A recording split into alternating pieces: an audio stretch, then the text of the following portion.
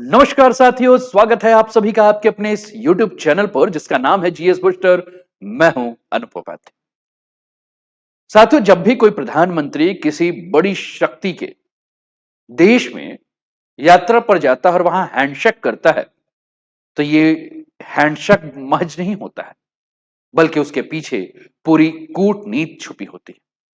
आज हम बात करेंगे प्रधानमंत्री मोदी की हालिया चीन दौरे की, जिस पर पूरी दुनिया की नजर है।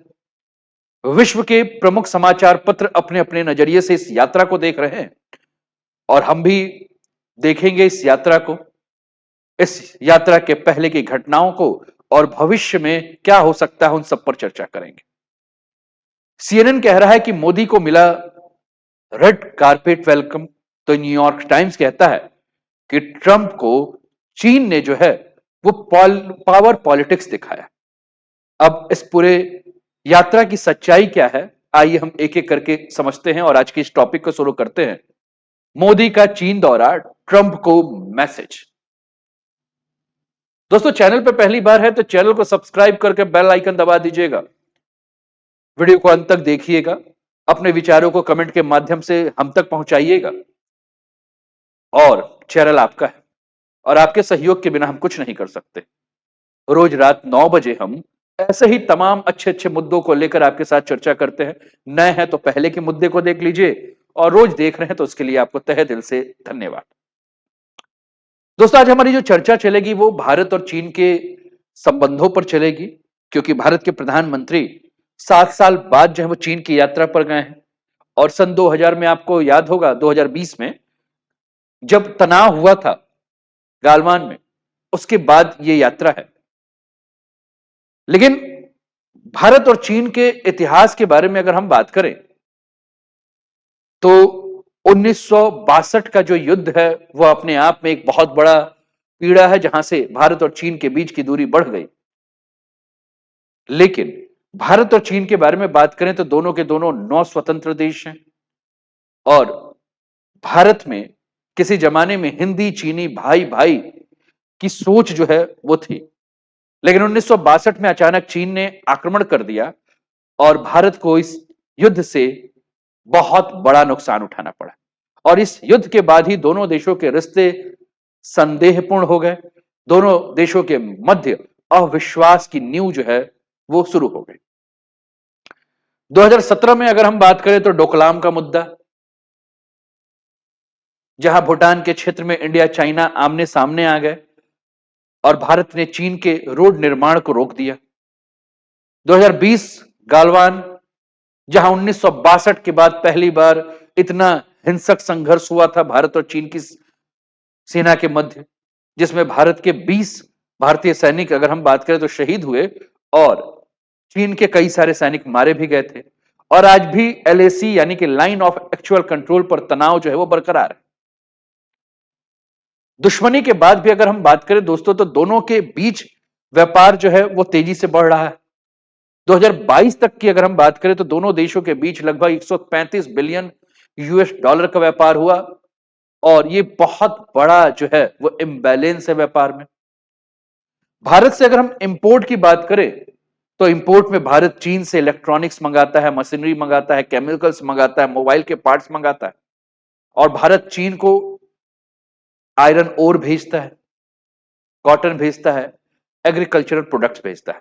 मतलब चीन हमारे लिए सबसे बड़ा ट्रेडिंग पार्टनर है, लेकिन हमें उससे भारी जो है वो घाटे का सामना करना पड़ता है। और यही कारण है कि भारत आत्मनिर्भर भारत और पीएलआई स्कीम के जरिए अपनी डिपेंडेंसी को, अपनी निर्भरता को चीन के ऊपर कम करना चाहता है। मोदी की जो यात्रा चीन में हुई है, जैसे कि हमने कहा कि अलग अलग समाचार पत्रों ने अपने अपने हिसाब से जो है वो इसको छापा है, लेकिन ये पहली कोई भारत के प्रधानमंत्री की यात्रा नहीं। इसके पहले सन 2003 की अगर हम बात करें तो अटल बिहारी वाजपेयी जी जो है वो चीन गए थे और उन्होंने चाइना के साथ पीस और ट्रैंक्विलिटी एग्रीमेंट को जो है वो आगे बढ़ाया था और भारत और चीन के बीच में व्यापार को एक नई दिशा दी थी। 2008 और 2013 में जब मनमोहन सिंह जी प्रधानमंत्री थे तो उन्होंने चीन के साथ स्ट्रेटेजिक और इकोनॉमिक डायलॉग की जो है शुरुआत की थी। बॉर्डर पीस मैकेनिज्म की जो है वो शुरुआत की गई थी। लेकिन चीन की जो पूरी की पूरी नीति है, विस्तारवादी नीति, वह जारी रहे। नरेंद्र मोदी 2014 में प्रधानमंत्री बने और जिनपिंग को जो है उन्होंने भारत बुलाया। गुजरात में आपको याद होगा कि साबरमती के तट के पास जो है वो जिनपिंग और मोदी जो है वो यात्रा कर रहे थे। 2018 आपको वहां याद होगा। 2019 में अगर आपको मालापुरम याद होगा तो इनफॉर्मल समिट्स भी हुए थे। और बॉर्डर पे तनाव के बाद भी भारत के प्रधानमंत्री जो है वो चीन के साथ जो है अपनी वार्ता, अपने डायलॉग को जारी रखे हुए थे। कई समाचार पत्रों के बारे में बात करें तो द न्यूयॉर्क टाइम्स जो है इसको छाप रहा है और लिखा है कि Xing uses summit parade and history to vault China global pull. China's Xing roll out the red carpet for Putin and Modi as Trump upends over global relations. BBC लिखता है कि reeling from Trump's tariff, India and China seek up business reboot. Reuters लिखता है India committed to improving ties with China, Modi tells Xi Jinping. Al Jazeera लिखता है US trade war, India China ties loom large at SCO summit in Tianjin. हम एक एक करके सभी समाचार पत्रों को देखेंगे और सभी समाचार पत्रों के सुर्खियों का जो है वो विश्लेषण भी करेंगे। लेकिन सबसे पहले हमें यह समझना है कि ये जो भारत के प्रधानमंत्री की जो चीन की यात्रा हुई है, इसका टाइमिंग बड़ा अहम है। टाइमिंग अहम इसलिए है कि इस समय रशिया और यूक्रेन का वॉर चल रहा है। पूरा दुनिया जो है वो दो हिस्सों में बटा है। अमेरिका और पश्चिमी देश यूक्रेन की सपोर्ट में है, रशिया को इंडिया और चाइना जैसे पार्टनर्स हैं जो उसके साथ खड़े हैं। और ऐसे में इंडिया और चाइना के बीच में जो एंगेजमेंट ग्लोबल पॉलिटिक्स जो है वो एक नया प्रकार का जो है वो अवतार लेगा, नया प्रकार का जो है शेप लेगा। दूसरा, अमेरिका और चीन के बीच में व्यापार को लेकर तनाव है। डोनाल्ड ट्रंप बाबा जो है वो टैरिफ का खेला खेल रहे हैं, जैसे कल के वीडियो में भी मैंने कहा कि पहाड़ा पड़ रहे हैं। इसके पहले आपको याद होगा कि डोनाल्ड ट्रंप के पहले बाइडेन की भी बात करें तो उन्होंने भी चाइना के ऊपर कई सारे रेस्ट्रिक्शन लगाए थे। और अमेरिका चाहता है कि इंडिया उसका नेचुरल पार्टनर, नेचुरल सहयोगी, प्राकृतिक सहयोगी या पार्टनर एलाई बना रहे। लेकिन साथ में यह भी चाहता है कि इंडिया और चीन के बीच में नजदीकी ना है। लेकिन चाइना के ऊपर भी टैरिफ, इंडिया के ऊपर भी टैरिफ, तो कहीं ना कहीं भारत और चीन के बीच में जो नजदीकियां आ रही हैं मेरे दोस्त, यह वाशिंगटन के माथे पर तनाव की लकीरों को और भी गहरा करने का काम कर रही है। और इस समय जो मीटिंग हो रही है, जो कि एससीओ की मीटिंग है, ये एससीओ की मीटिंग 6 खास बातें हैं जिसके लिए महत्वपूर्ण हो जा रही है। सबसे पहली बात कि गलवान झड़प के बाद मोदी पहली बार चीन के दौरे पर गए हैं और 5 साल पहले भारतीय और चीनी सैनिकों के बीच में जो झड़प हुई थी, उसके बाद यह पहला मौका है जब वहां पहुंचे। और इसी कारण से पूरी दुनिया की नजर इस समय मोदी के चीन की यात्रा पर है। दूसरा, ट्रंप ने एससीओ देशों के ऊपर, यानी कि जो देश हैं एससीओ के मेंबर्स हैं, अभी हम देखेंगे कौन कौन से देश मेंबर हैं, उन्हीं के ऊपर हाई टैरिफ लगा दिया है। जैसे भारत के ऊपर 50%, चीन के ऊपर 30%, कजाकिस्तान के ऊपर 25%, बाकी एससीओ देशों के ऊपर भी कुछ ऐसे ही हाई टैरिफ को उन्होंने लगाया। और वो सारे के सारे देश इस समय एससीओ की मीटिंग में बैठे हुए हैं, यानी कि कहीं ना कहीं इनडायरेक्टली, अप्रत्यक्ष रूप से जो है वो ट्रंप के माथे पर बल तो पड़ ही रहा होगा। ट्रंप तनाव में आ ही रहे होंगे। तो कहीं ऐसा तो नहीं कि एससीओ का मंच ट्रंप के खिलाफ एक साझा मंच के रूप में जो है उभर कर आएगा। दूसरा, अमेरिका जो दिखाना चाहता है कि विश्व की एकल महाशक्ति है, उसी के लीडरशिप में पूरा विश्व चले। जिनपिंग इस समिट को जो है वह अमेरिका के ग्लोबल ऑर्डर के विकल्प के रूप में जो है वो पेश करना चाहते हैं और वो दिखाना चाहते हैं कि रूस, भारत, ईरान जैसे देश साथ मिलकर ऑप्शनल पावर भी बन सकते हैं।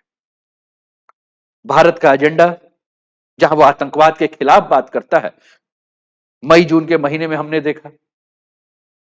जून 2025 में जब एससीओ की रक्षा मंत्रियों की बैठक हुई थी तो भारत ने ज्वाइंट स्टेटमेंट पे दस्तखत करने से इंकार इसलिए कर दिया था क्योंकि चीन जो है वो पाकिस्तान के खिलाफ पहलगाम वाले मामले में खुलकर बोल नहीं रहा था। अब ये मुख्य मीटिंग जो हो रही है, इस पर आतंकवाद को लेकर भी चर्चा हो रही है और भारत की पूरी कोशिश होगी कि एससीओ के देशों का समर्थन जो है वह जुटाए। और सबसे मजे की बात है कि पाकिस्तान भी इस मीटिंग में बैठा होगा, यानी कि पाकिस्तान के मुंह पर पाकिस्तान के खिलाफ जो है वो एससीओ के मेंबर को इकट्ठा करे। 20 से ज्यादा देशों के ऑब्जर्वर होंगे जो कि इसमें होंगे। और भारत और चीन के रिश्ते अभी अगर हम बात करें तो गालवान के बाद जिस प्रकार से बिगड़े थे अब बेहतर हो चुके हैं। आगे बढ़ते हैं दोस्तों। ये आपके स्क्रीन पर कुछ तस्वीरें नजर आ रही हैं जो कि इस मीटिंग की हैं। एक एक करके मैं सारी तस्वीरें दिखाता हूं। और ये कुछ तस्वीरें ऐसी हैं जहां दिखा रही है कि भारत के प्रधानमंत्री मोदी चाहे चीन से, चाहे नेपाल से, चाहे मालदीव हो, चाहे रूस हो, है ना, सबसे मिल रहे हैं। और 5 बार चीन जो है मोदी गए हैं। 2015 में मोदी पीएम के तौर पर पहली बार चीन गए और जिनपिंग ने खुद उन्हें रिसीव किया था। मोदी हांगझोई G20 समिट में शामिल हुए, ओबामा और पुतिन से मुलाकात की और पाक की आलोचना की थी। 2017 में डोकलाम विवाद के तुरंत बाद ब्रिक्स समिट में हिस्सा लेने चीन गए और पहली बार घोषणा पत्र में पाक में मौजूद आतंकी संगठनों का जो है यहां जिक्र हुआ था। 2018 में बात करें तो मोदी जिनपिंग वुहान में मिले थे और दोनों ने औपचारिक दस्तावेजों पर साइन करने के बजाय सिर्फ बातचीत की थी। 2018 की ही बात करें तो किंग दाओ में एससीओ की समिट में गए। भारत पहली बार पूर्ण सदस्य के तौर में एससीओ में शामिल हुआ और चाइना पाकिस्तान इकोनॉमिक कॉरिडोर के चलते बीआरआई प्रोजेक्ट का जो है वो विरोध किया। भारत चीन के बीच रिश्ते बेहतर हो रहे हैं। अक्टूबर 2024 में प्रधानमंत्री मोदी और चीनी राष्ट्रपति शी जिनपिंग 5 साल बाद रूस के कजान में मिले थे। अक्टूबर 2024 में ही भारत चीन ने पूर्वी लद्दाख के देपसांग और डेमचोक से सैनिकों को हटाना जो है वो शुरू भी कर दिया था।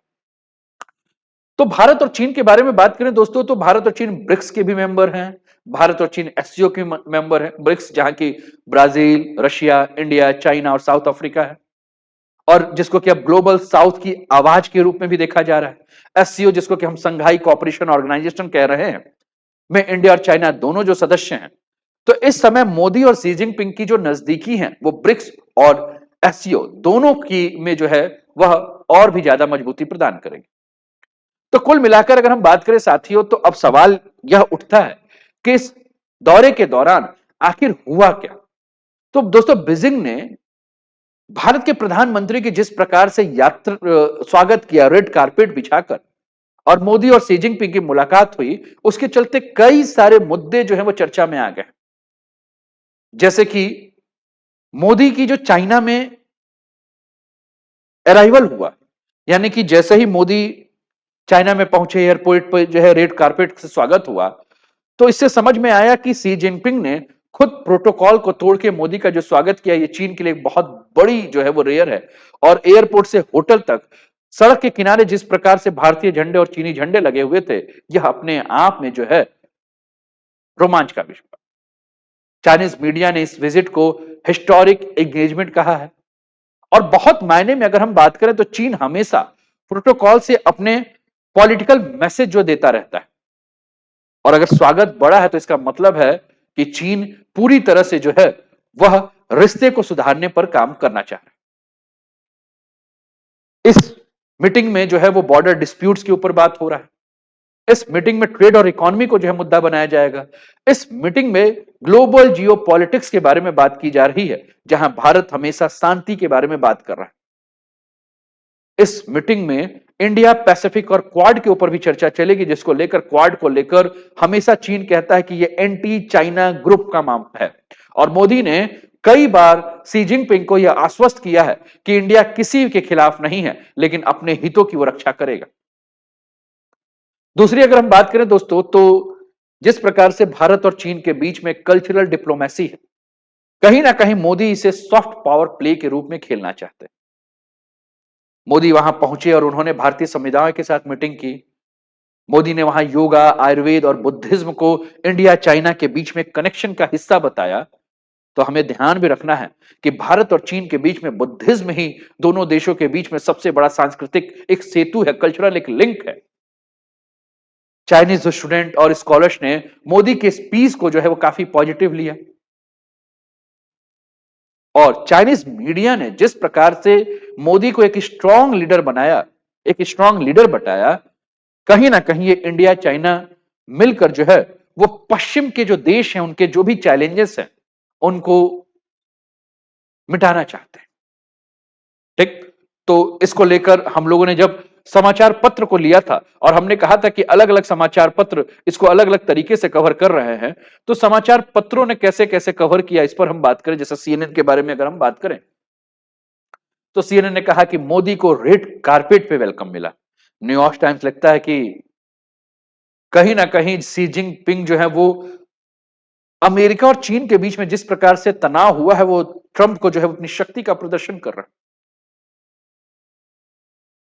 भारतीय मीडिया लिखता है कि मोदी ने जो है वो चीन को एक कड़ा संदेश दिया और इंडिया और चाइना का जो ट्रेड है इसे एक सुनहरे मौके के रूप में देखा। तो हमने कहा कि अलग अलग समाचार पत्र अलग अलग हिसाब से ले रहे हैं।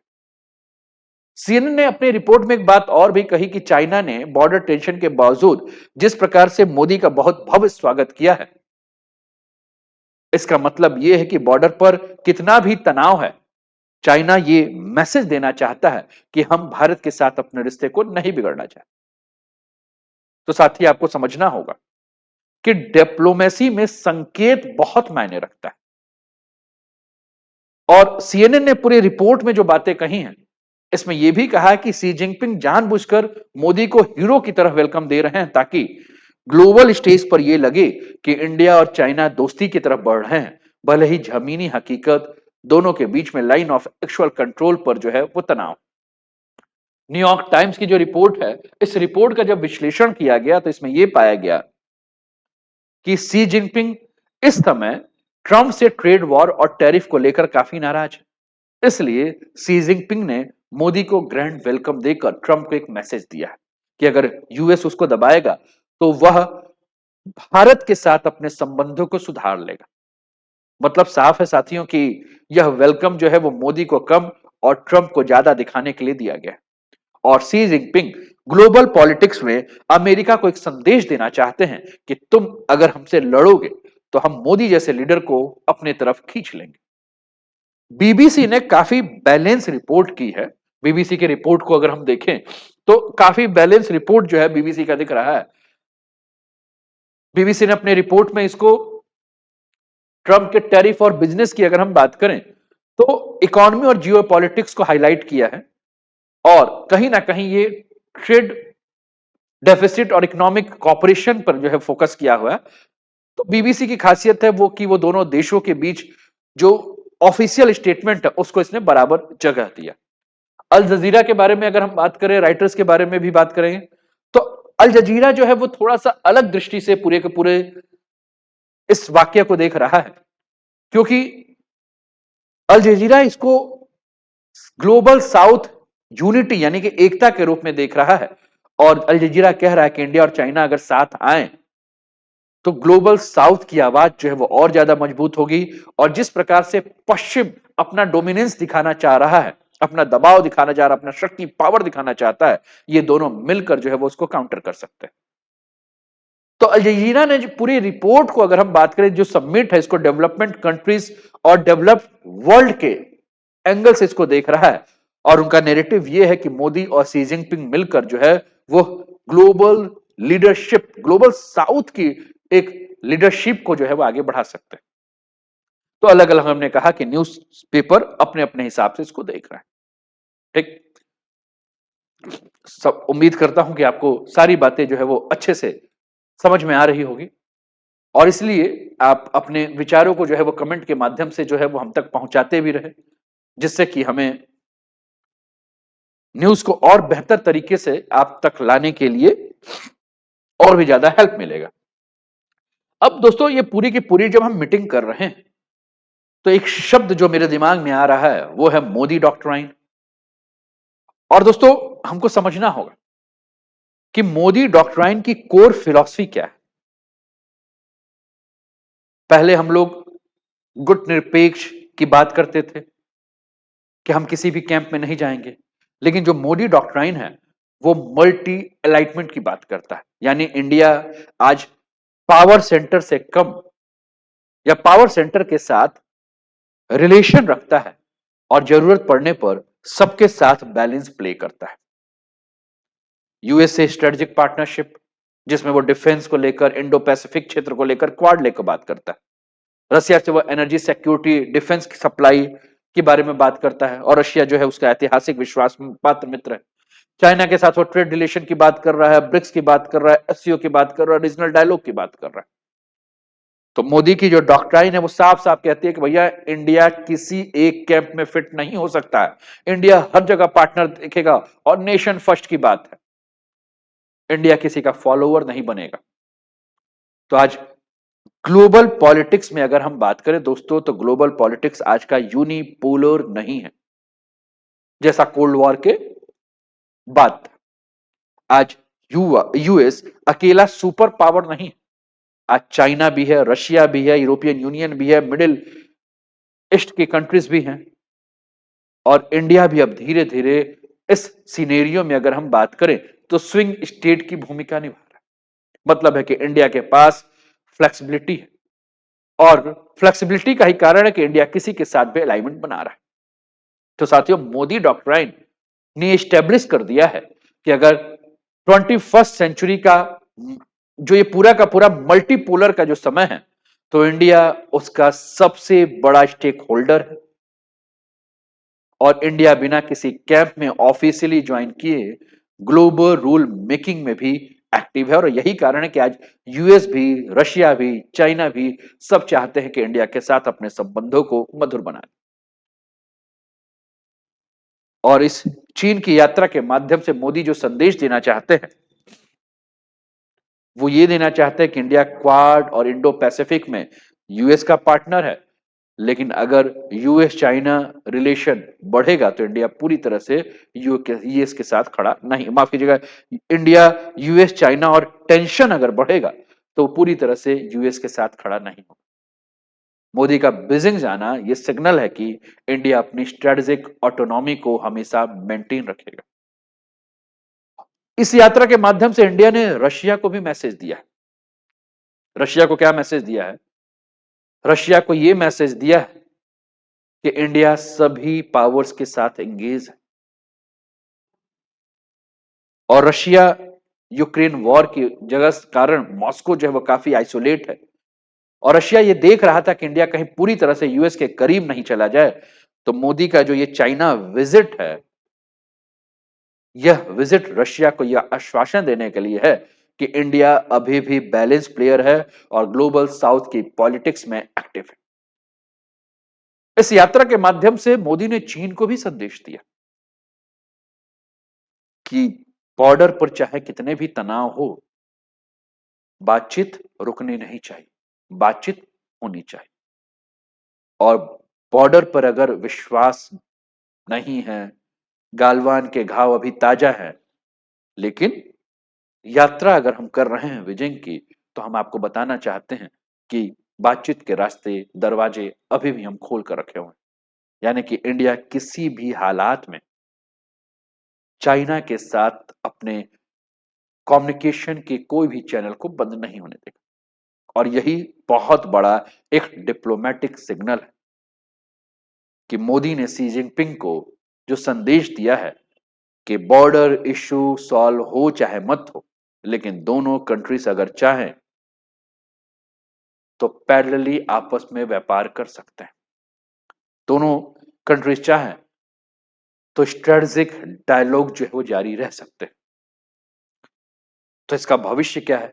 तो भविष्य अगर हम बात करें तो इंडिया और चाइना के बीच में व्यापार जो है वो और बढ़ सकता है। डिफेंस सिक्योरिटी की जो समस्या है, बॉर्डर पर जो मिसट्रस्ट है, दोनों मिलकर जो है इस पर बात कर सकते हैं। और साउथ एशिया डिप्लोमेसी की अगर हम बात करें तो अगर इंडिया और चाइना का रिलेशन थोड़ा भी अगर नॉर्मल होता है तो इसका पूरा असर साउथ एशिया पे पड़ेगा। अगर बहुत बड़े पिक्चर पे अगर आप जानना चाहते हैं तो दोस्तों, मोदी डॉक्ट्राइन बेसिकली 3 पिलर पे खड़ा है।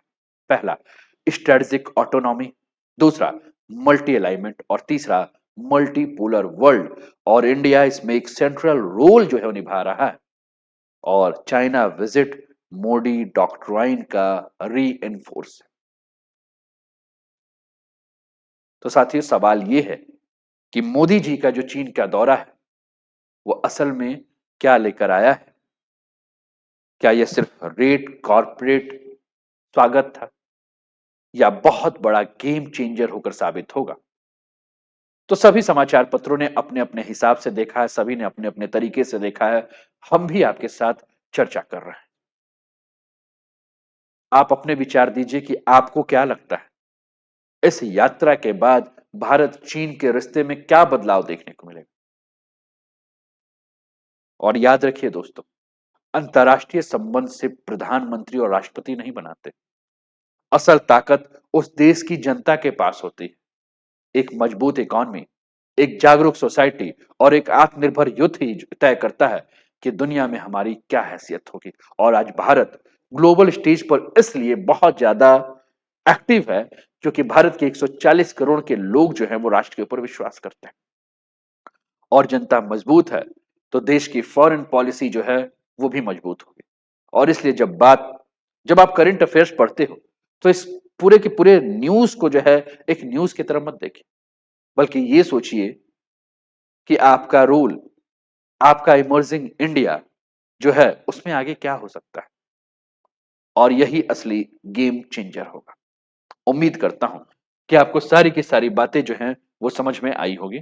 तो अपना कमेंट जो है वो करते रहिए, अपने विचारों को हम तक पहुंचाते रहिए। और एससीओ के बारे में बात करें दोस्तों तो 10 देशों का संगठन है। 15 जून 2001 को इसकी स्थापना हुई। मुख्यालय बीजिंग में है और ये सारे के सारे देश जो हैं वह इसके मेंबर हैं एससीओ के। पूर्व सोवियत देश रूस, कजाकिस्तान, किर्गिस्तान, तजाकिस्तान, चीन ने मिलाकर संघाई 5 बनाया था और ये 5 देश थे उस समय, कजाकिस्तान, रूस, तजाकिस्तान, चीन और 1996 में 14 देश एससीओ के डायलॉग पार्टनर हैं जो आपके स्क्रीन पर दिख रहा है। 2 देश अफगानिस्तान और मंगोलिया इसके ऑब्जर्वर मेंबर हैं। एससीओ देश राजनीति, व्यापार और सुरक्षा से जुड़े मुद्दे के ऊपर काम करता है। तो ये रही जानकारी दोस्तों। तो चलिए मिलते हैं फिर अगले सेशन में। तब तक अपना ध्यान रखिए, स्वस्थ रहिए, मस्त रहिए, तंदुरुस्त रहिए, हंसते खेलते मुस्कुराते हुए जीवन का आनंद लीजिए। जय हिंद, जय भारत।